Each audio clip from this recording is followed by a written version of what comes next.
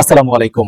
DBm news 24 চ্যানেলে রাজনৈতিক সংবাদে আপনাদের স্বাগতম। সাথে আছি আমি ওমর ফারুক। শুরুতেই জানিয়ে দেব আজকের গুরুত্বপূর্ণ আপডেট রাজনৈতিক সংবাদগুলির শিরোনাম।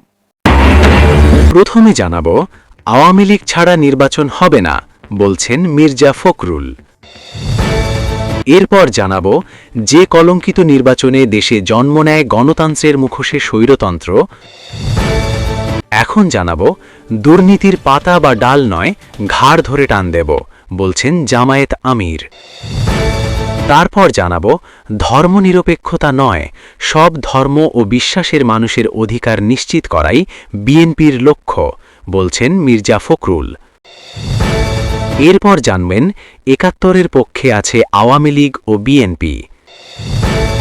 তারপর জানবেন, ১২ তারিখের নির্বাচন স্থগিত করার ঘোষণা শেখ হাসিনার। সর্বশেষ জানাবো, আওয়ামী লীগকে দমিয়ে রাখার চাল ড ইউনূসের বলছেন ওবায়দুল কাদের।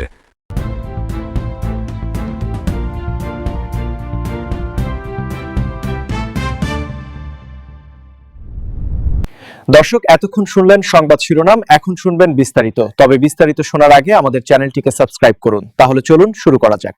দুর্দান্ত, হয় আওয়ামী লীগ ফিরবে, এই আশাবাদ শেখ হাসিনার। তিনি আরও বলেন যে ইউনূস তাকে দুর্নীতি এবং ষড়যন্ত্র করে তাকে ক্ষমতাচ্যুত করে দেওয়ার চেষ্টা করেছে। তো আমি এখনও মনে করি আমি বাংলাদেশের প্রধানমন্ত্রী। কাতার ভিত্তিক আন্তর্জাতিক সংবাদমাধ্যম আল জাজিরাকে দেওয়া এক সাক্ষাৎকারে এসব কথা বলেন বিএনপির মহাসচিব। সাক্ষাৎকারটি গত বুধবার সম্প্রচারিত হয়। ধর্মনিরপেক্ষতা নিয়ে আল জাজিরার প্রশ্নের জবাবে মির্জা ফখরুল বলেন, না, এটা আমাদের লক্ষ্য নয়। আমাদের লক্ষ্য হল সব ধর্ম, সব বিশ্বাসের মানুষের অধিকার থাকবে, তারা যেন তাদের ধর্ম পালন করতে পারে এবং তাদের সব অধিকার থাকবে।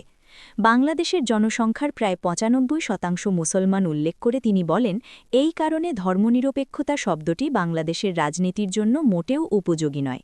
যদি আমরা অন্য ধর্মাবলম্বীদের অধিকার নিশ্চিত করতে পারি তাহলে কোনো সমস্যা নেই। দেশে স্বল্পালঙ্ঘু জনগোষ্ঠীর স্বার্থ রক্ষায় বিএনপির রেকর্ড সবচেয়ে ভালো বলে দাবি করেন মির্জা ফখরুল। তিনি বলেন, বাংলাদেশের ইতিহাস দেখলে দেখা যাবে প্রতিটি রাজনৈতিক পরিবর্তনের পর কিছু সমস্যা হয়েছে, সেগুলো রাজনৈতিক, সাম্প্রদায়িক নয়। এ বিষয়ে ভারতীয় গণমাধ্যমের সমালোচনা করে তিনি বলেন, ভারতীয় মিডিয়া সব সময় এসব ঘটনাকে সাম্প্রদায়িক হিসেবে তুলে ধরতে চায়, কিন্তু বাস্তবে এগুলো রাজনৈতিক সহিংসতা।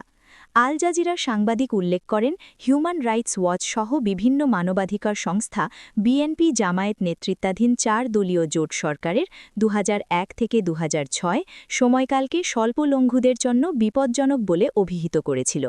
এর জবাবে মির্জা ফখরুল বলেন, আমি তা মনে করি না, আমি কখনো কোথাও এটি পড়িনি। জাতিসংঘের জরিপে সাম্প্রতিক সময়ে স্বল্পলঙ্ঘুদের ওপর সহিংসতা বৃদ্ধি এবং বিএনপি ও জামায়াত সমর্থকদের প্রতিশোধমূলক হামলার অভিযোগে তিনি বলেন, এগুলো সব পক্ষপাতদুষ্ট। বিএনপি নির্বাচনে জয়ী হয়ে তারেক রহমান প্রধানমন্ত্রী হলে জুলাই অভ্যুত্থানের আকাঙ্ক্ষা বাস্তবায়ন হবে কিনা এ প্রশ্নে মির্জা ফখরুল বলেন, তারেক রহমান ইতিমধ্যেই তার পরিকল্পনা জাতির সামনে প্রকাশ করেছেন। তিনি জনগণকে প্রতিশ্রুতি দিয়েছেন পরিবর্তন আসবে এবং সেই পরিকল্পনায় বাংলাদেশের ভবিষ্যৎ অন্তর্ভুক্ত। তারেক রহমানের বিরুদ্ধে ৮০টিরও বেশি মামলা প্রসঙ্গে তিনি বলেন, সব মামলাই আগের শাসন হাসিনার ফ্যাসিস্ট সরকারের সময় দেওয়া। এসব মামলার বিচার ও তদন্ত হয়েছে, তারেক রহমানের বিরুদ্ধে একটি অভিযোগও প্রমাণিত হয়নি। বিএনপির তৃণমূল পর্যায়ের নেতাকর্মীদের বিরুদ্ধে চাঁদাবাজি, ধর্ষণ ও হত্যার অভিযোগ অস্বীকার করেন দলটির মহাসচিব। তিনি বলেন, গত ১৫ বছরে আমাদের নেতাকর্মীদের জমি, দোকান, ব্যবসা দখল করে নেওয়া হয়েছিল। এখন তারা সেগুলো ফিরে পাওয়ায় কিছু অভিযোগ এসেছে। তবে পুরোপুরি অস্বীকার না করে তিনি বলেন, আমি বলছি না কোনো ঘটনাই নেই।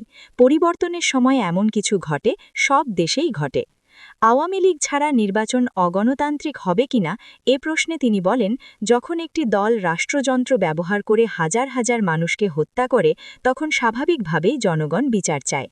তবে রাজনৈতিক দল নিষিদ্ধ করার পক্ষে নন জানিয়ে তিনি বলেন, জামায়াত ইসলামী নিষিদ্ধ হওয়ার সময়ও আমি বলেছিলাম, কোনো রাজনৈতিক দল নিষিদ্ধ করলে সমস্যার সমাধান হয় না। শেখ হাসিনাকে ভারত থেকে ফিরিয়ে আনার বিষয়ে তিনি বলেন, আমরা কূটনৈতিকভাবে চেষ্টা করব তাকে বাংলাদেশে ফিরিয়ে এনে রায় কার্যকর করতে। বিএনপি ক্ষমতায় এলে ভারতের সঙ্গে সম্পর্ক পুনর্গঠন সম্ভব বলে মন্তব্য করেন মির্জা ফখরুল। এই প্রসঙ্গে তিনি বলেন, খালেদা জিয়ার মৃত্যুর পর ভারতের পররাষ্ট্রমন্ত্রীর ঢাকা সফর এবং প্রধানমন্ত্রী নরেন্দ্র মোদীর শোক বার্তা একটি ইতিবাচক উদ্যোগ। তিনি বলেন, এটি ভারত সরকার ও দেশটির প্রধানমন্ত্রীর পক্ষ থেকে খুব ভালো ও সুন্দর একটি উদ্যোগ। শুক্রবার ৬ ফেব্রুয়ারি সকাল 10:20 বরিশালের মেহেন্দিগঞ্জে জামায়াত ইসলামীর নির্বাচনী জনসভায় প্রধান অতিথির বক্তব্যে এসব কথা বলেন ডা. শফিকুর রহমান। দুর্নীতির বিরুদ্ধে অবস্থান তুলে ধরে তিনি বলেন, বড় দুর্নীতিবাজরা আইনের বাইরে থাকবে আর ছোট অপরাধীরা শাস্তি পাবে, এটি অন্যায়। দুর্নীতির জড় ও মূল ধরেই ব্যবস্থা নিতে হবে। তিনি বলেন, দেশ পরিচালনার দায়িত্ব পেলে জামায়াত নিজেরা চাঁদাবাজি করবে না এবং কাউকে চাঁদাবাজি করতে দেওয়া হবে না। বিগত সরকারের সময়কার দুর্নীতি ও অর্থ পাচারের প্রসঙ্গ তুলে ধরে জামায়াত আমির বলেন, গত 15.5 বছরে ব্যাংক, বিমা ও মেগা প্রকল্পের নামে জনগণের অর্থ লুট করা হয়েছে। বাংলাদেশ ব্যাংকের হিসাব অনুযায়ী বিদেশে পাচার হয়েছে 28 লাখ কোটি টাকা, যা 4টি জাতীয় বাজেটের সমান। তিনি বলেন, এই অর্থ 18 কোটি মানুষের সম্পদ এবং তা ফেরত আনার জন্য চূড়ান্ত লড়াই করা হবে। দলের নেতাকর্মীদের ওপর নির্যাতনের কথা উল্লেখ করে তিনি বলেন, জামায়াত ইসলামী সবচেয়ে নির্যাতিত দল। বিচারিক প্রক্রিয়ার মাধ্যমে দলের 11 জন শীর্ষ নেতাকে হত্যা করা হয়েছে বলে অভিযোগ করেন তিনি। এছাড়া হাজারো নেতাকর্মী নিহত ও বহু মানুষ পঙ্গু হয়েছেন বলেও দাবি করেন।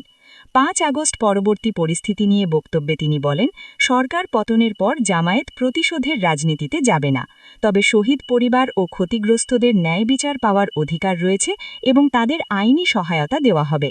একই সঙ্গে মিথ্যা মামলা ও মামলা বাণিজ্যের বিরুদ্ধেও সতর্ক করেন তিনি। নারী ও যুবকদের প্রসঙ্গে জামায়াত আমির বলেন, বেকার ভাতা দিয়ে নয়, কর্মসংস্থানের মাধ্যমে যুবকদের সম্মান নিশ্চিত করতে চায় দলটি। নারীদের নিরাপত্তা, মর্যাদা ও সম্মান শতভাগ নিশ্চিত না হওয়া পর্যন্ত আন্দোলন চলবে বলেও তিনি জানান। বরিশাল অঞ্চলের নদী ভাঙন প্রসঙ্গে তিনি বলেন, নদী শাসনের চেয়ে নদী সংস্কার জরুরি। সঠিকভাবে বাঁধ নির্মাণ ও নদী সংস্কার করা গেলে 1 দশকের মধ্যে এই অঞ্চলের চিত্র বদলে যাবে। জনসভায় তিনি বলেন, জামায়াত ইসলামীর দলীয় বিজয়ের চেয়ে জনগণের বিজয়ই মুখ্য। বৈষম্যহীন রাষ্ট্র গঠনের কথা তুলে ধরেন তিনি। তিনি বলেন, রাষ্ট্রপতি থেকে সাধারণ মানুষ, আইনের চোখে সবাই সমান থাকবে। সমাবেশে বরিশাল অঞ্চলের বিভিন্ন আসনে জামায়াত মনোনীত প্রার্থীদের পরিচয় করিয়ে দেওয়া হয়। স্থানীয় ও কেন্দ্রীয় পর্যায়ের নেতারা জনসভায় উপস্থিত ছিলেন।